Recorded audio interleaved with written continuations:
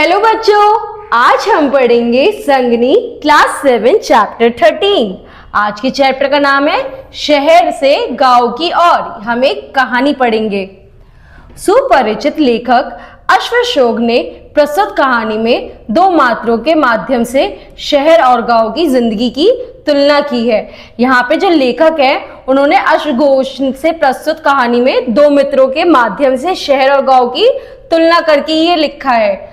यद्यपि शहर में भौतिक सुख सुविधाएं मनुष्य की आंखें चौंधिया देती हैं, किंतु ग्रामीण परिवेश में की शुद्धता नैतिकता का शहरी जीवन से कोई मेल नहीं। यहाँ पे वो कह रहे हैं कि शहरों में सुख सुविधाएं से आंखें चौंधिया तो जाती है मनुष्य की, लेकिन ग्रामीण में शुद्धता और नैतिकता से शहरी जीवन में से कोई मेल नहीं है उसका। ग्रामीण वातावरण की महत्व सिद्ध करना इस कहानी का संदेश है। यहाँ पर हम जो ग्रामीण वातावरण है उसकी महत्व को हम इसमें पढ़ेंगे आगे। मोहन ने जैसे ही कमरे में अपना बैग रखा, उसकी छोटी बहन दीपा चिल्लाई, माँ माँ, दादा आ गया। माँ कौशल्या गाय को चारा दे रही थी। दीपा के तीव्र स्वर से उसके मन में हर्ष का संचार कर दिया। वह तेज कदमों से कमरे में आई। अपने खोए हुए पुत्र मोहन को सामने देखकर अवाक रह गई। उसने मुंह से बस दो चार शब्द ही निकले, तू कहाँ था रे? फिर उसका गला भर गया, उसकी आंखें छलछला उठी। कौशल्या ने मोहन को गले से लगा लिया। पूरा 9 वर्ष बाद माँ को सामने देख मोहन की वाणी भी मूक हो गई। अब आगे क्या हुआ? जैसे ही मोहन कमरे में घुसा, उसकी जो छोटी बहन है वो चिल्लाते हुए माँ को आवाज लगाती है, माँ भैया आ गए। उसकी माँ जो गाय को खाना दे रही थी वो अपने खोए पुत्र के वापसी आने पे बहुत ही खुश हुई, और आती ही उसके मुख से सिर्फ 4 ही शब्द निकले थे कि तू कहाँ था रे। इतने में उसका जो अब आंखें है वो पानी से भर गई, और उसका जो पुत्र था 9 वर्ष बाद अपनी माँ से मिलने पे भी उसकी भी आंखें भर आई।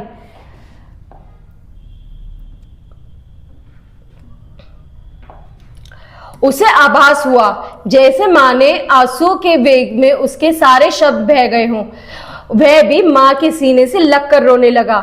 जलपान के पश्चात स्थिति सामान्य हो गई। बातों का सिलसिला आरंभ हुआ। माँ पूछती रही और मोहन उत्तर देता रहा। मोहन को अपने बचपन के मित्र प्रताप की याद आई। उसने माँ से पूछा, माँ प्रताप कैसा है? ठीक है, तुम्हें बहुत याद करता है, माँ ने उत्तर दिया। तो अब क्या हुआ? अब उस दोनों की आंखों में पानी आ गया। अब खाने पीने के बाद माहौल थोड़ा शांत हुआ, और खाना खाते हुए वह उसकी माँ से क्वेश्चन पूछती गई और वो उन्हें जवाब देता गया उन प्रश्नों का। फिर वो अपनी माँ से अपने मित्र के बारे में पूछता है कि वो कैसा है। माँ कहती है कि वह सही है और वह तुम्हें याद करता है। क्या तुमसे मिलने आता है? मोहन ने जिज्ञासा प्रकट की। हाँ हाँ, अक्सर आता जाता रहता है। अचानक तेरे चले जाने से वह भी बहुत दुखी था। अब कौन सी कक्षा में पढ़ता है? 3 साल पहले अपनी 12वीं कक्षा उत्तीर्ण की है। उसे तो नौकरी भी मिल गई थी, लेकिन वह नौकरी पर नहीं गया। प्रताप के बारे में माँ की बातें सुनकर मोहन अतीत में खो गया। वह सोचने लगा कि यदि 9 वर्ष पहले वह घर से ना भागा होता तो अब तक BA उत्तीर्ण कर चुका होता। तो वो अपनी माँ से क्या पूछे, क्या वह घर आता है? वो कहते हैं तुम्हारे जाने पर वह भी बड़ी दुखी था। अब वो पूछे कि हाँ वो घर आता जाता है। तो वो कहता है कि वो अब क्या कर रहा है? कहती है 3 साल पहले उसने 12वीं पास कर दी थी, अब तो उसकी नौकरी भी लग गई, लेकिन उसने नौकरी छोड़ के गाँव में ही रहना पसंद किया। तो वह अपने मन में क्या सोचता है कि अगर वह 9 साल पहले गाँव नहीं भागा होता तो आज उसकी भी डिग्री पूरी हो जाती। मोहन और प्रताप बचपन से ही गहरे मित्र थे। सारे अमृतपुर गांव में इनकी मित्रता की चर्चा थी। मोहन कुछ चंचल प्रवृत्ति का था, उसने धैर्य और अभाव था। दूसरी ओर प्रताप आरंभ से ही गंभीर और चिंतनशील था। दोनों मित्र सामान्य परिवार के थे। खेती बाड़ी और पशुपालन से गुजर बसर होती थी।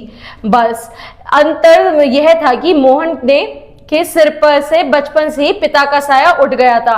माँ ने अथक परिश्रम करके मोहन और उसकी बहन दीपा का पालन पोषण किया था। तो अब हम क्या पढ़ेंगे, जो मोहन और प्रताप है वो बचपन से ही गहरे मित्र थे और सारे गांव में इनकी मित्रता के चर्चे थे। मोहन कुछ चंचल स्वभाव का था और धैर्य था उसमें। दूसरी तरफ जो प्रताप था वो शुरू से ही गंभीर और चिंतनशील था। दोनों मित्र सामान्य परिवार से थे, बस फर्क इतना था कि जो मोहन है उसके सर पे शुरू से ही बचपन से ही पिता का साया नहीं था और जो उसकी माँ है वो परिश्रम करके अपने बच्चों का पालन पोषण करती थी। मोहन का मन खेती बाड़ी से में नहीं लगता था। उसने शहर की झूठी सच्ची कहानियां सुनी थी। उसके मन में सपने पलने लगे थे। उसके यही सपने से उसे अमृतपुर से दिल्ली लेकर उड़ गए। उसे पता था कि माँ कभी उसे दिल्ली जाने की अनुमति नहीं देंगी, इसलिए वह बिना कुछ कहे एक दिन स्कूल से ही दिल्ली भाग गया। अरे क्या सोच रहे हो, माँ ने पूछा। कुछ नहीं माँ, कुछ नहीं। मोहन को लगा जैसे माँ ने उसे नींद से उठा दिया हो। तो अब आगे क्या हुआ, मोहन का जो मन है वो खेती बाड़ी में नहीं लगता था। उसका मन शुरू से ही जो शहरों की कथाएं हैं उसमें था। तो एक दिन वो स्कूल से भाग गया और तो और वहां पर माँ उसे पता था कि माँ उसे कभी दिल्ली जाने की अनुमति नहीं देंगी, तो वो वहां से भाग गया। तो मोहन से उसकी माँ पूछती है कि कहाँ खो गए। जैसे ही उसे होश आया उसे ऐसा लगा जैसे उसकी माँ ने उसे गहरी नींद से उठा दिया हो। मैं जानती हूं तू प्रताप के बारे में ही सोच रहा होगा, जा उससे मिल ले, वह अपने बगीचे में होगा। हाँ माँ, मैं प्रताप से मिलकर आता हूँ।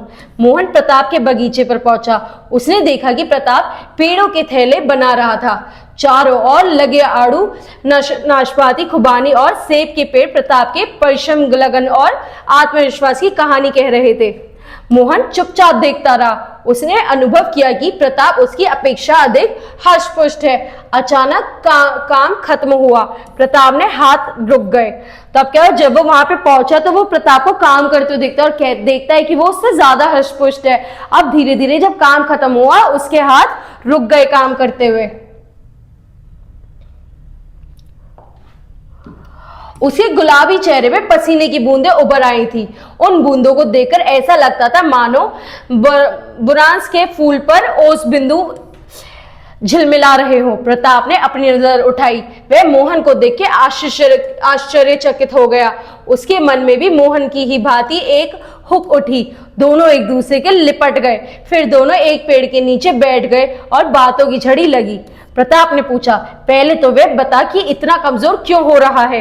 कमजोर तो नहीं हूं, ठीक ठीक हूं, मोहन ने अपने मन की पीड़ा छिपाए हुए उत्तर दिया। आजकल कहाँ है तू? प्रताप ने बात आगे बढ़ाई।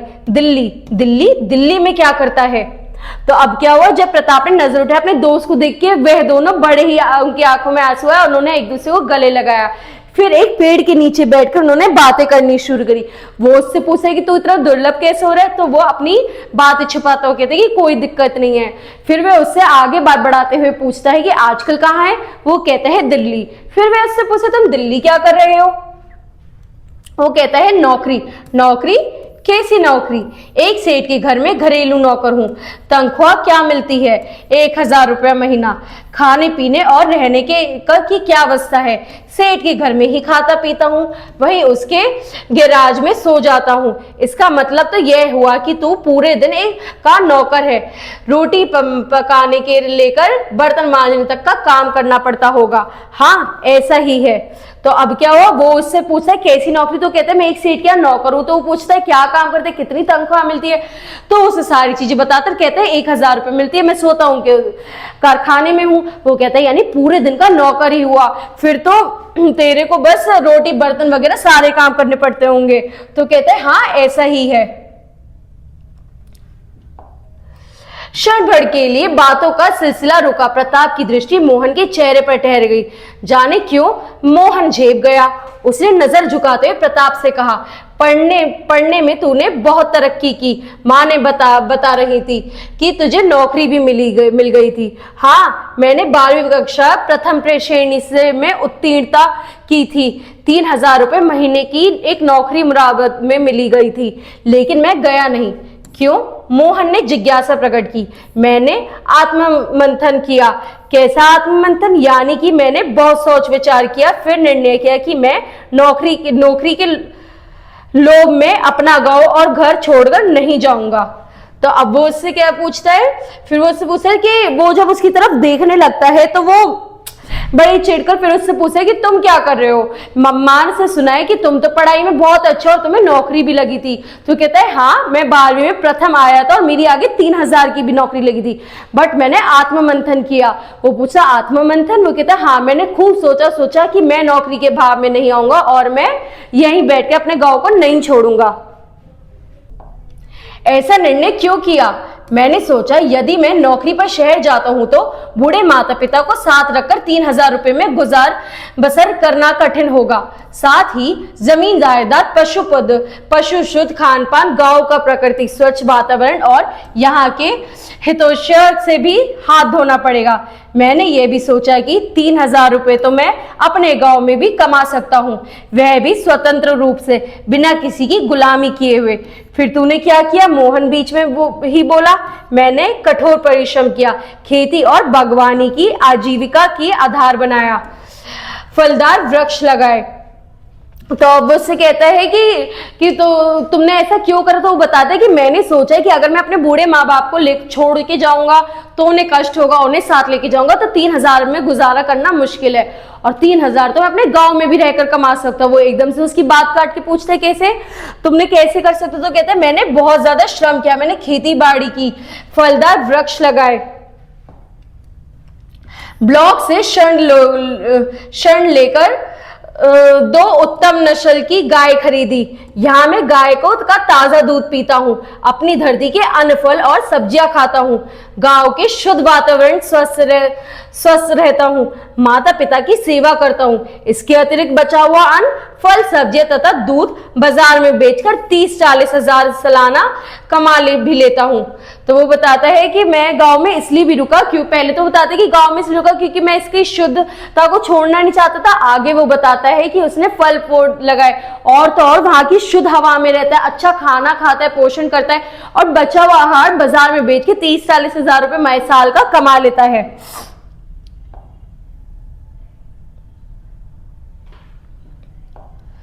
मोहन खुद सोचकर देख कि अच्छा जीवन क्या होता है।